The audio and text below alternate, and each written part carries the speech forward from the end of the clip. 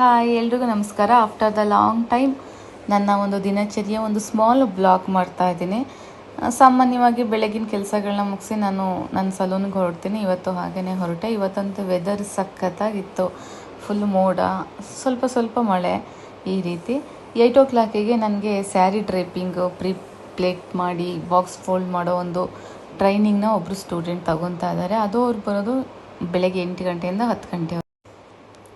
ನಾನು ಕೂಡ ಬೆಳಗ್ಗೆ 8 ಗಂಟೆಗೇ ಬಂದಿರ್ತೀನಿ. ಆದರೆ ಮಧ್ಯೆ ಒಂದು ಸ್ಮಾಲ್ ಬ್ರೇಕ್ ತೊಗೊಂಡು ಮತ್ತೆ ಫ್ರೆಶ್ ಅಪ್ ಆಗಿ ನನ್ನ ಮುಂದಿನ ಬ್ಯಾಚ್ ಅಂದರೆ ಬ್ಯೂಟಿಷಿಯನ್ ಕೋರ್ಸ್ಗೆ 11 o'clock ಸ್ಟೂಡೆಂಟ್ಸ್ ಬರ್ತಾರೆ. ಅವ್ರು ಬರೋಷ್ಟೊತ್ತಿಗೆ ರೆಡಿಯಾಗಿ ಬರ್ತೀನಿ.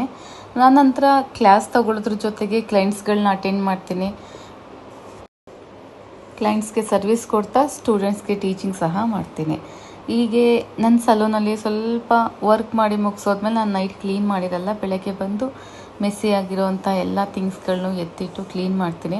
ನೆಕ್ಸ್ಟ್ ಇವತ್ತಿನ ಏನೆಲ್ಲ ವರ್ಕ್ ಇರುತ್ತೆ, ಬಿಫೋರ್ ಅಪಾಯಿಂಟ್ಮೆಂಟ್ ತೊಗೊಂಡಿದ್ರೆ ಅದಕ್ಕೆ ಸಂಬಂಧಪಟ್ಟಿದಂಥ ಕೆಲಸಗಳನ್ನ ಮಾಡ್ಕೋತೀನಿ. ಅಂದರೆ ಎಕ್ಸಾಂಪಲ್, ಈಗ ಒಂದು ಫೇಶಿಯಲ್ ಇದೆ ಅಂದರೆ ನಾವು ಸ್ಟೀಮರ್ಗೆ ವಾಟರ್ ಹಾಕೋದು ಅಥವಾ ಕೆಲವೊಂದು ಕಿಟ್ಗಳನ್ನ ರೆಡಿ ಮಾಡೋದು, ಬೇಕಾಗಿರೋ ಐಟಮ್ಸ್ ಎಲ್ಲ ನಮ್ಮ ಒಂದು ಟ್ರಾಲಿಗಳಲ್ಲಿ ಇದೆಯಾ ಚೆಕ್ ಮಾಡೋದು, ಈ ರೀತಿದಾಗಿರುತ್ತೆ. ನನ್ನ ಸ್ಟೂಡೆಂಟ್ ಬಂದರು, ನಾನು ಅವ್ರ ಕ್ಲಾಸ್ನ ಸ್ಟಾರ್ಟ್ ಮಾಡಿದೆ. ಅವರು ಅದೇ ಒಂದು ಚಿಕ್ಕ ಮಗು ಇದೆ, ಅದನ್ನು ಬಿಟ್ಟು ಬರ್ತಾರೆ. ಆ ಉದ್ದೇಶದಿಂದ ಅವ್ರಿಗೆ ಒಂದು ಸ್ವಲ್ಪ ಟೈಮು ಸಹ ನಾನು ವೇಸ್ಟ್ ಆಗೋಕ್ಕೆ ಬಿಡಲ್ಲ. ಇವತ್ತು ಅವ್ರದ್ದು 3ನೇ ದಿನ ಆಗಿತ್ತು.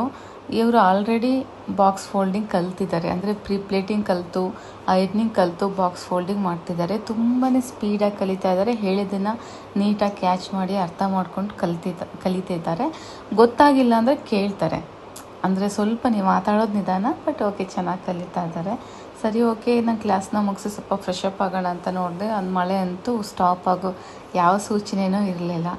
ಆನಂತರ 11 o'clock ನಂತರ ನನ್ನ ಸ್ಟೂಡೆಂಟ್ಸಿಗೆ ಇವತ್ತು ನಾನು ಹೈಡ್ರಾ ಫೇಶಿಯಲ್ದು ಅಪ್ಡೇಟೆಡ್ ಕ್ಲಾಸ್ ತೊಗೊಂಡಿದ್ದೆ. ಅವರು ಆಲ್ರೆಡಿ ಮಾಡ್ತಾ ಇದ್ದಾರೆ. ಆದ್ರೂ ಇನ್ನೂ ಹೆಚ್ಚಿನ ಟ್ರೈನಿಂಗ್ ಬೇಕಿರುತ್ತೆ. ಎಲ್ಲ ಸರ್ವಿಸ್ಗಳಿಗೂ ಅಷ್ಟೇ.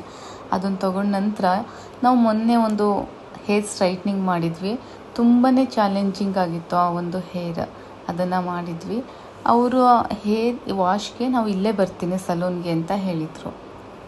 ಅವರು ಮಂತ್ಲಿ ಬ್ಲ್ಯಾಕ್ ಹೇರ್ ಕಲರ್ ನಮ್ಮಿಂದನೇ ತೊಗೊಂಡಿರ್ತಾರೆ. ಅದನ್ನು ನೋಡೋಣ. ಔಟ್ಪುಟ್ ನಾನು ಅವ್ರಿಗೆ 80% ಪ್ರಾಮಿಸ್ ಮಾಡಿದ್ದೆ, 100% ಮಾಡಿರಲಿಲ್ಲ. ಬಟ್ ತುಂಬ ಚೆನ್ನಾಗಾಗಿತ್ತು. ಅವರು ಖುಷಿಯಾದರು, ನನಗೂ ಸಹ ಖುಷಿಯಾಯಿತು. ಮತ್ತು ನಾನು ನೆಕ್ಸ್ಟ್ ವೀಡಿಯೋದಲ್ಲಿ ಸಿಗ್ತೀನಿ. ಬಾಯ್ ಬಾಯ್.